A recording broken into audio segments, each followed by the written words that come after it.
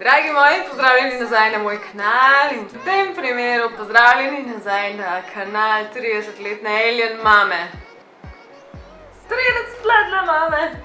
Čeprav sem z vami že full freaking dolg. 5 let? 6 let? Toliko let. Skratka, ta današnji primer je lih toliko nor, kakor so moja leta, trenutno ne vem, kaj se dogaja. Nati Patti Cave Accident oziroma primer nesreče iz jamarskega sveta, ki se je zgodil v zelo slavnih jamah, se jim reče Nati Patti Cave. In moram reči, da trenutno imam novo obsesijo, hvala Bogu, ker ne moram nehati raziskovati in verjetno bo veliko videov o raznih nesrečah, katastrofah, raznih jamarjev in potapljačev, pa tudi v hribih. Zaradi tega, ker jaz sem zdaj po hribih hodila, ampak predvsem, ne vem, ne moram nehati gledati nesreč potapljačev in jamarjev. In tudi današnji primer bo grozljiva nesreča in tudi konec koncev smrt 26-letnega Johna Jonesa, zelo prijetnega mladeniča, družinskega človeka, očeta, moža. In ta nesreča se je zgodila leta 2009, je pa res toliko bizarna in grozljiva in toliko na čudne načine se je odvijalo to reševanje, ki se pač očitno ni odvilo do konca, da moram res pač izjemen primer, kakor je tudi grozen primer. Nati Patti jame so locirane v Utahu in so bile prvič odkrite 1960. leta. Hitro postale znane, zaradi tega, ker so bile zelo slippery, spolzke, nevarne, ozke in ja, kakor se to sliši glupo, zakaj bi kdorkoli tja lezel, lih to je fora jamarstva, da lezeš v nove luknje, da odkrivaš nove luknje in tudi če so stare, da jo pač preplezaš, ker klaustrofobija, it's a thing in pač če da tle panika zgrab ali pa da si 5 kg pretežek in predebo in ne moreš ne naprej, ne nazaj, je to res drastično in nekaterim je to noro zanimivo. Meni osebno me res ne vleče v jame, ampak vem pa, da je ogromno ljudi in skozi več ljudi, ki mi je to najljubši hobi ever v lifeu. John je imel v bistvu res veliko izkušenj z jamarstvom, zanj ga to ni bilo nič novega. On in njegov brat in njegov oče, ko so bili mlajši, ko sta bila ona dva otroka, so ogromno hodili po jamah. Je pa res, da Josh ni bil edin brat od Johna. John Edward Jones, to je njegovo celo ime, se je rodil v veliki družini in v tej družini je bilo 5 fantov in 2 deklete in potem, če nadaljujemo, tudi 16 nečakov in nečakin. Verjetno se to dvoje povezuje in to tudi zaradi tega, ker je bil oni zelo pobožne krščanske družine in opisujejo ga, da je bil znan po svoji dobri naravi, čudovitemu smislu za humor, močni delovni etiki, pristni ljubezni do ljudi, po mojstrski sposobnosti odnosa do otrok, ljubezni in res velike vere v Jezusa Kristusa, tako da. Ja. Preden razložim samo nesrečo, imam za vas uganko.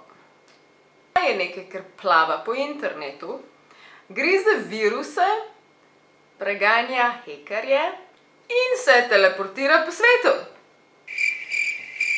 Ne bo šlo? Ok, imam za vas rebus. Kaj je to in to? Ja, Surfshark in ja, hvala Surfshark VPN, da spet sponzoriraš ta video. Sem nekaj naredim. Evo, zdaj čisto po pravic povedan vam kažem joške, ampak vi tega ne morete videti. Isto stvar naredi Surfshark VPN. Vi lahko delate na internetu, na računalniku, čisto karkoli hočete, ampak noben tega ne more videti, ker Surfshark zamaskira vaš IP naslov. Pa ne samo to, lahko se pretvarjaš, da si iz kjerkoli po svetu, ker samo klikneš, da si mogoče iz, ne vem, Hongkonga in boš pač iz Hongkonga. Mi se ne zavedamo, kolikokrat smo na internetu pretentani glede resnične cene nečesa. Recimo, da ti letiš v Hongkong in bo njihova spletna stran vedela, da ti prihajaš iz Evrope, boš recimo dobil dražjo ceno, kakor če boš dejansko označil, da si že itak iz Hongkonga. To so take finte, ki veliko ljudi sploh ne ve. In isto potem velja za dostop baze raznih spletnih stvari in pa filmov, naprimer serij. Zaradi tega, ker če rečeš, da si iz Amerike, boš imel čisto drugo bazo filmov na Netflixu, imel boš HBO, imel boš Hulu. Nekaj, kar verjetno že vsi veste, če gledate moje videe in to, da ima ta VPN bolano ceno, tako za ceno ene kave na mesec. To ni samo za vas, potem ta isti account lahko uporabljajo vsi, komorkoli ga date, basically, tako da cela familija, vsi prijatelji in tako naprej, pa ne samo na laptopu ali pa računalniku, ampak tudi na vseh drugih napravah, telefon, PlayStation se baje da povezati in tako naprej. To res kot da je Alenka 83% znižanje in pa 3 mesece zastonj, tako da. Študiral je za pediatra, kardiologa in pred kratkim je postal oče in medtem, ko je prišlo do te tragedije, je bila njegova žena noseča z drugim otrokom. Tako da ta nesreča, jaz sem zdaj kar mravljica dobila, tako res mi žal tega človeka. 24. novembra 2009 je bila ta usodna noč, dan, kakorkoli že, ko sta se John in Josh, to je taka ful besedna igra, odločila, da bosta obudila svojo ljubezen do jamarstva in da bosta šla v Nati Pati Cave. Ta Nati Pati Cave je bila takrat, kot sem že rekla, znana po tem, da je malo nevarna, ampak očitno ne do mere, ki bi on rekel, tle se mi pa res lahko nekaj zgodi, očitno je bil kar samozavesten oziroma sta bila samozavestna in sta se odpravila v to jamo. Fun fact, zdaj ko o tem govorim, film o tem obstaja, tako da če želite ga gledati, je tole naslov, tole je film in je tak ta simpatičen odnos med bratoma pa med njegovo ženo in tako naprej. In to je po moja razlika, da v filmu ni tako jasno, da nista šla sama, šlo je zraven še 9 prijateljev, je pa res, da sta bila one dva prva. Ura je bila 8 zvečer, sliši se to še bolj nevarno, ampak itak nima veze, ker v jami pač tema. In bilo je to tudi samo nekaj dni pred Thanksgiving dnevom, torej zahvalnim dnevom, tako da zelo praznično vse in zato je bil tudi takrat John na obisku pri svojemu bratu oziroma pri familiji in to sta mogla z letalom sem preleteti, ne. In tudi to, da je bilo 9 prijateljev zraven, to pomeni precej tako veliko, solidno veliko jamarsko skupino. Kakšno uro je bilo tako, da je šlo vse gladko. Ta skupina je raziskovala te jamske tobogane, če sem prav rekla, pa te velike dvorane, pa razne tanke rove. Tudi vnaprej itak veš, imaš zemljevid in veš, kje bo težko, kaj bo lepo in tako naprej, razen če ne zgrešiš kaj. Bird kanal je tak majčkeno bolj naporen, zelo ozek del, vsej beseda veliko razloži, bird kanal pač, ozko, težko pride čez. Ne vem, kako se v slovenščini to reče, a se reče porodni kanal ali ne, jaz upam, da ne govorim preč bedari trenutno. Je šel prvi in to je bilo tudi konec koncev usodno. Torej, če sta bird kanal, se je on, kako reče, wigglal, oziroma kada se je izvijal naprej in tako probal čez pridati, ne. Ampak bolj je to počel, bolj je želel priti čez ta bird kanal, bolj je postajal ozek in na koncu ni bil več samo ozek, ampak je tudi ostro zavil nadol. In takrat mu je po moje tudi klenknilo, da to ni ta kanal, v katerem bi mogel biti. Rečeno je bilo potem, zdaj načeloma je rečeno, da ne vejo točno, ali je šel res v bird kanal ali pa je čisto popolnoma zgrešil in je šel v ad's push, tako se reče. In če je šel ta ad's push, ni važno, koliko bi se on premikal in wigglal, ne bi prišel nikamor, ker to ne vodi nikamor. Kakorkoli že, John je ful želel se spraviti naprej, nazaj kamorkoli, ampak mu ni uspevalo oziroma je ves čas samo oslabševal situacijo. In ful slabo v teh primerih je, da rate tudi izčrpani, na eni točki ne moreš več. Najhujše od vsega je pa to, da visiš nadol in ko enkrat kri cirkulira v napačno smer, torej da si obrne narobe, mora delati še enkrat močneje, še enkrat bolj intenzivno, še enkrat bolj si izčrpan, še enkrat bolj mora pumpati kri, srce po telesu, ker je, da se tako obrne, pač je vse narobe, dobesedno na glavo. Ozka špranja, v katero je bil on ujet, zdaj lahko primerjamo dejansko z odprtino pralnega stroja, ker veste, da je pač res ozka stvar. Ona je takrat itak takoj našel Josh, ki je bil tik za njemu, torej brata sta bila spredaj skupaj, ampak na začetku jih dejansko ni skrbelo, zaradi tega, ker se to večkrat zgodi in nekako se spraviš ven ali pa te drug potegne ven. Josh ga je sicer poskušal sam spraviti ven, ko se John tudi sam ni mogel, ampak jima ni uspelo in takrat je saj Josh prišel do umne ugotovitve, ok, pač sej bo, a ne, ampak moram laufati po pomoč, kar pomeni zapustiti jamo, laufati do točke, kjer sploh prideš do signala in tako naprej. In on je ful dolg časa rabil, da je sploh prišel do prve pomočnice, do prve prostovoljke in to je bila Susan in ona je tudi na nek način herojka vsega tega, ker je bila res takoj tam in takoj pripravljena pomagati. Ona je prišla okrog polnoči, torej od dejanske nesreče so minile neke 3 ure, kar je zelo, zelo slabo za človeka, ki je obrne na glavo. So pa ti reševalci oziroma prostovoljci zverzirani in vejo, da kakršnakoli že je situacija, dokler se da pogovarjati, se pogovarjaš in ostajaš miren in je lepo rekla, živijo John, Susan tukaj, kako si? Res tako na prijazen, miren način. In on je rekel, živijo Susan, hvala ful, ki si prišla, ampak res se želim ven od tukaj. V naslednjih nekaj urah je tja prišlo na desetine in desetine drugih reševalcev. Postala je res tako cela akcija. Naklepali so res veliko, kaj lahko naredijo. Naklepali so mazanje stene jame z oljem, to ne bi bilo nič novega sicer, ampak vse take opcije pridejo na vrsto v teh primerih in valjda je tudi opcija, da ga preprosto samo z vrjo vlečejo ven, ampak si lahko predstavljate, da ko si enkrat na glavo zelo ozkem rovu in ko si tudi po možnosti malo prepognjen, da je treba takole ven spraviti, to ni simpel stvar za telo, za kosti, za karkoli. Konec koncev so se odločili uporabiti reševalno vrv, ki bi pa potem potekala čez razne škripce, torej da so zabili to v steno in potem prek škripcev vlekli, ker če bi samo tako vlekli, bi se logično že 100-krat strgali in tako naprej. Včasno so poskušali tudi okrog Johna odvrtati dele skal, ampak je bilo to tako ozko, da je bilo zelo neproduktivno in boleče.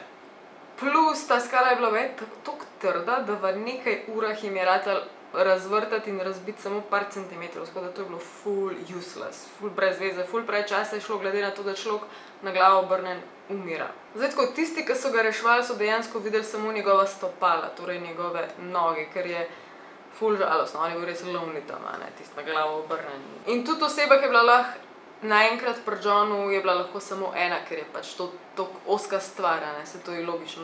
Ne moreš ga sam prijeti in izvleči, preprosto, ker so stopala baje v napoto. Jaz tudi, ko to govorim in berem, se težko predstavljam, ampak pač make sense, oni so bili tam, verjetno so probali in naumili čisto vse, kar je bilo možno v to bizarni situaciji.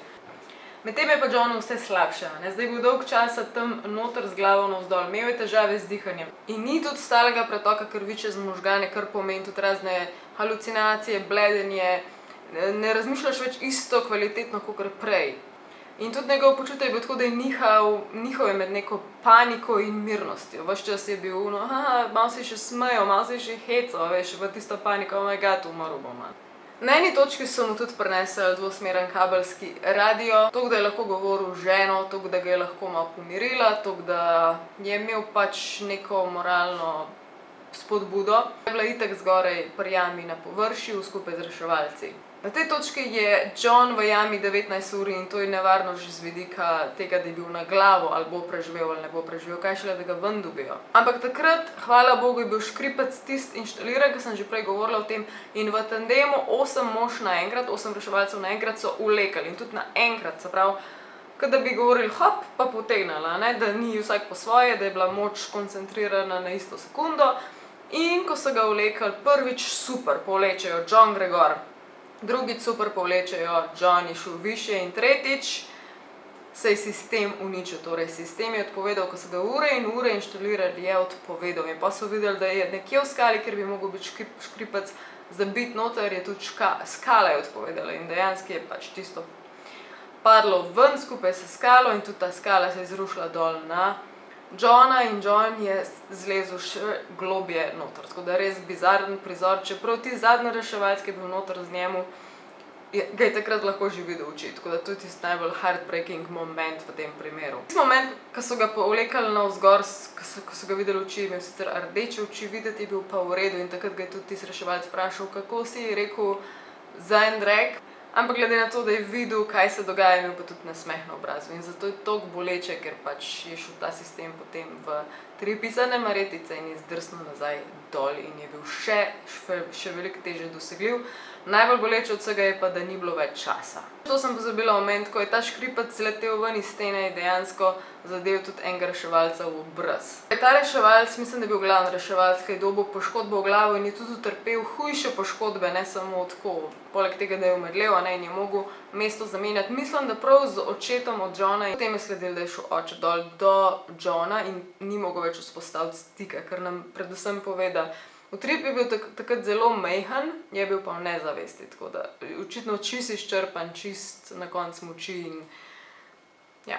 Kmalu zatem se je v luknjo spravil še zdravnik in tudi dosegel je Johna. O polnoči 25. novembra je bil John razglašen za mrtvega, star 26 let. Skupaj 137 reševalcev je 27 ur na polno delalo in reševalo v tem primeru in res potem težkih src in polni grenkobe so mogli dan, ker je bilo to neuspešno in marsikdo od njih je rekel, da je to v celi karieri, ker so imeli najbolj grozovito in žalostno reševanje ever. Naslednji dan so tudi oblasti ugotovile, da je pretežko, da je prenevarno Johnovo truplo spravljati ven iz jame sploh. To je zelo pogost pojav pri jamah. Ali jih poberejo po kosih ven ali pa takole, ker so preprosto rekli. A si morate predstavljati, koliko je to nevaren, da je prenevaren spravljati ven? Koliko je to težko? Kako mora biti to težko? Sploh si ne predstavljamo. Jama Nati Pati zavedno ostala zadnje počivališče Johna Edwardsa Jonesa.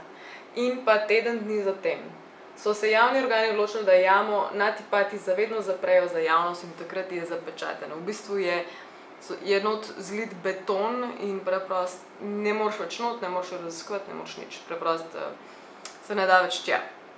V bistvu je grob od Johna. Hvala pa Johnova družina tja na vhod, v bistvu tak nagrobnik oziroma ploščo v njegov spomin. In ja, iskreno ful me zanima, če so vam taki primeri všeč, mislim, da je majčkeno drugače nekaj novega. Meni je ekstremno zanimivo to brati in poslušati, kam vse ful gre, še ogromno take zgodb imam, tako da če vam bo ta všeč, upam, da jih bom lahko še več snemala, ker so mi res amazing. Preden končam ta video, samo še hitro opomnik za tole 83% znižanje Surfshark VPN-a s kodo Alenka in 3 mesece zastonj.